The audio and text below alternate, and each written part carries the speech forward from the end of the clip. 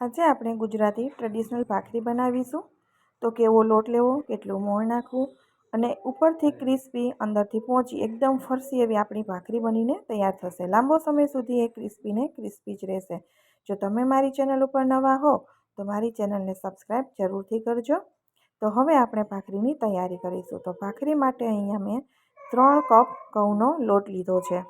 તો લોટ કેવો લેવો? ઘણા લોકો રોટલીનો લોટ લેતા હોય, ઘણા રોટલીથી જાડો જે આવે એ લેતા હોય છે.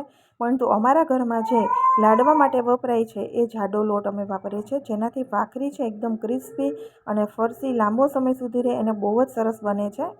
તો અહીંયા હવે આપણે સ્વાદ પ્રમાણે મીઠું નાખીશું અને 3 કપ મેં ઘઉંનો ભાખરીનો જે જાડો લોટ લીધો છે એની સામે 3 પાવરા, એટલે કે મારું એક મોટી ચમચી જેવડું પાવરું છે એ 3 મોટી ચમચી આપણે તેલ નાખવાનું છે. એકદમ પરફેક્ટ ટિપ્સ અને મેજરમેન્ટ હું આપું છું. તમારું ના તો મોણ વધારે થશે ના ઓછું થશે. તો 3 કપ તમે ઘઉંનો લોટ લો છો તો સામે તમે 3 TBSP મોટી ચમચી તેલ નાખવાનું છે અને તેલને ચોળીને એકદમ સરસ રીતે આ મોણ કરવાનું છે. એક એક દાણામાં મોણ છે એકદમ સરસ રીતે ચડી જવું જોઈએ ત્યાં સુધી. તો ઘણા લોકો છે રોટલીનો લોટ પણ વાપરતા હોય છે, ઝીણા લોટની. તો તમે જો એ ભાખરી ભાવતી હોય તો તમે આમાં 2 કપ જાડો લોટ અને 1 કપ રોટલીનો પણ નાખી શકાય. પરંતુ જો આ લોટની ભાખરી તમે એકવાર ખાશો ને, તમને ભાખરી બીજી એક કોઈ પણ નહીં ભાવે. એટલી સરસ બનશે અને જેવી મોઢામાં મૂકશો ને તરત એ ટુકડા થઈ જશે અને કડક બિલકુલ નહીં લાગે, એકદમ ફરસી બનશે. બહારથી ક્રિસ્પી પણ અંદરથી એકદમ ફરસી. હવે મોણ મેં આપ્યા પછી તમને મુઠ્ઠી પણ બતાવી કે મુઠ્ઠી છે બંધાઈ જાય છે પણ તૂટી જવી જોઈએ. વધારે પડતું મોણ લાડવા જેવું આપવાનું નથી. હવે આપણે પાણી છે એ થોડું નાખતા જઈશું અને કઠણ એવો લોટ બાંધીને તૈયાર કરી દઈશું. તો જ્યારે પણ તમે આ રીતે મોણ અને લોટ પરફેક્ટ બાંધશો તો તમારી ભાખરી પણ એકદમ ક્રિસ્પી બનશે.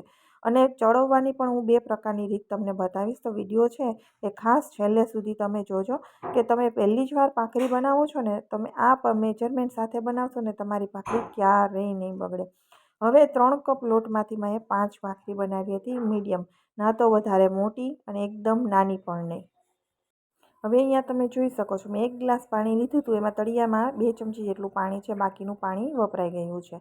અને બીજું કે મેં તેલનું મોણ નાખ્યું ને એ જગ્યાએ તમે ઘીનું મોણ ઘણા લોકો નાખતા હોય છે, તો તમે ઘીનું પણ મોણ નાખી શકો છો અહીંયા. કેમ કે અત્યારે ઘી ખાવાની પણ ડૉક્ટરો ના પાડે છે. એટલે પરંતુ જો તમારા ઘરમાં ખાતા હોય તો તમે તેલની જગ્યાએ ઘીનો મોણ પણ લઈ શકાય. એનાથી પણ એકદમ સરસ એવી સુગંધ અને સ્વાદ આવે છે. અને જો નથી ખાતા તો અમારી જેમ તમે તેલનું મોણ એકદમ સરસ રીતે આપી અને ભાખરી બનાવશો તો ભાખરી તમારી એટલી સરસ બનશે ને, બહુ જ સરસ બનશે. અત્યારે આપણે તમે જોઈ શકો છો એકદમ કઠણ લોટ બાંધી દીધો છે અને આ રીતે આપણે મસળી અને સરસ મજાનો હવે લોટ તૈયાર થઈ ગયો છે. હવે એમાંથી મીડિયમ ભાખરી આપણે બનાવવાની છે અને ભાખરી કેવી રાખવી ને એ પણ હું બતાવી દઉં છું તમને. ઘણા લોકો અલગ રીતે વણતા હોય છે અને બનાવવાની પણ સ્ટાઇલ અલગ હોય છે. તો અહીંયાથી મીડિયમ ભાખરી થાય એટલો મેં લુવો એમાંથી લઈ લીધો છે. હવે લુવાને આપણે આ રીતે પાટલીમાં રાખી અને બધી બાજુથી એકદમ સરસ ગોળ આપણું વળી જાય ગોળનું એવું બનાવી દઈશું આ રીતે. અને પછી એને ઊંધું રાખી અને દબાવી અને પછી જે હું બનાવું છું ને એ તમે જોઈ શકો છો. આ રીતે ભાખરી ગમે ત્યારે કટક લોટ હોય આ રીતે કરી દેવાનો, જેથી ભાખરી વણતી વખતે વધારે પડતી ફાટે નહીં અને એકદમ સરસ બનશે. અને વણવામાં પણ ફાટે છે તો કેવી કરવી એ પણ હું તમને બતાવી દઉં છું. હવે જે રીતે આપણે ભાખરી રોટલી વણતા હોય એ જ રીતે આપણે વણી લેવાની છે. હવે વણી અને છેલ્લે જ્યારે ભાખરી ફાટે ને ત્યારે હું તમને સમજાવી દઉં કે તમારે ભાખરી ફાટે તો શું કરવાનું છે વણતી વખતે.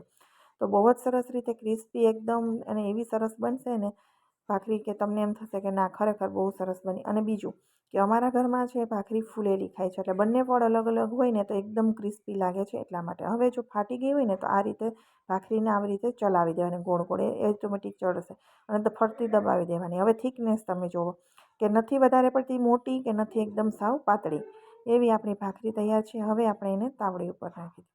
હવે અહીંયા હું તળવામાં પણ તમને 2 રીત સમજાવી દઉં છું કે અત્યારે આપણે ગેસની ફ્લેમ છે એ મીડિયમ રાખી છે અને તાવડી ઉપર ભાખરી નાખી દીધી છે. ભાખરીની એક સાઈડ આપણે પલટાવી દીધી. હવે થોડી વાર થાય ને એટલે આપણે ભાખરીને ઉપરની સાઈડમાં ચલાવતા રહીશું વચ્ચે. એ કન્ટિન્યુઅસલી રોટલીની જેમ પકાવવાની નથી. નીચેની સાઈડ આ રીતે થોડી વાર ફેરવીએ ને તો એ પાકી પણ જશે એકદમ સરસ ફરતી અને એનું લેયર છે ને નીચેનું બહુ ક્રિસ્પી થઈ જશે એકદમ સરસ. અને આ રીતે પકાવવાથી જે ભાખરી બને છે ને એ એકદમ ક્રિસ્પી ભાખરી થઈ જાય છે.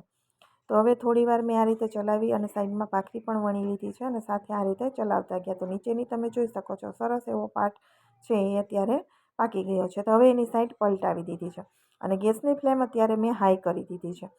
હવે આ જગ્યાએ તમે જો ભાખરી ફૂલેલી નથી ખાતા તો તમે વણતી વખતે એની ઉપર વેલણ મારી દેવાનું, જેથી ભાખરી છે એમાં ખાડા થઈ જશે અને ફૂલશે નહીં. પરંતુ અમારા ઘરમાં આ રીતે ખાય છે એટલે એકદમ ફૂલેલી અને ક્રિસ્પી ભાખરી છે. એના બંને પણ અલગ અને ક્રિસ્પી હોય તો એ ખાવામાં તમે શાક કંઈ ના હોય ને તો પણ એમને લુખી લુખી ભાવે એટલી સરસ બનીને તૈયાર થાય છે. તો હવે ભાખરી છે ને એ આપણે ફૂલી ગઈ છે નીચેથી, તમે જોઈ શકો છો. હજી આપણે થોડી વાર એની ડિઝાઇન એકદમ સરસ આવી જાય અને ક્રિસ્પી બને ત્યાં સુધી ઊંધી રાખીને એને ચડવા દઈશું. તો અહીંયા તમે જુઓ ભાખરીનો કલર જ બદલાઈ ગયો છે, એકદમ સરસ ક્રિસ્પી એવી થઈ ગઈ છે. તો હવે એને આપણે થાળીમાં કાઢી લઈએ અને ઘી લગાવી દઈશું. હવે બીજી ભાખરી મેં નાખી દઉં છું અને એ કેવી રીતે કરવી ને એ પણ હું બતાવી દઉં કે ઘણા લોકોને આટલો ભાખરી છે અને તાવડીમાં પકાવવા માટે સમય લાગે છે, પરંતુ સમય નથી તો કેવી રીતે કરવું.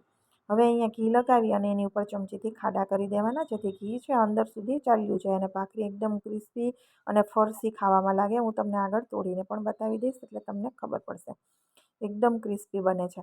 તો આ રીતે પણ ભાખરી બનાવી શકાય. બીજું કે સમય નથી તમારી પાસે અને તો તમે આ રીતે છે એ ભાખરીને એક બાજુ પડ પડાવી અને બીજું પડ કૂક થાય ચડે ત્યાં સુધીમાં બીજી ભાખરી વણી એની અંદર નાખી દેવાની, તાવડીને લઈ લેવાની નીચે અને પછી એને કેવી રીતે કૂક કરવાની. જો તમે રોટલીની જેમ કરશો ને તો ઢીલી ઢબૂ થઈ જશે રોટલી જેવી, પરંતુ આ રીતે ગેસની ફ્લેમ ઉપર નીચે કરવાની અને પછી ભાખરીને એને ચોળવાની, જેથી ભાખરી છે એના બંને પડ ક્રિસ્પી થશે અને રોટલીની જેમ પોચી નહીં થાય. પરંતુ જો હાઈ ફ્લેમ ઉપર મૂકી દીધી એમ જ તો પોચી થઈ જશે, ક્રિસ્પી ભાખરી થશે નહીં. એટલે ચોળવવામાં પણ તમારે ખાસ ધ્યાન રાખવાનું છે કે ભાખરી તમારી ક્રિસ્પી નથી થતી તો તમારી ચોળવવામાં પણ ભૂલ હોઈ શકે. મેં અહીંયા 2-3 ભાખરી તમને બતાવી દીધી છે.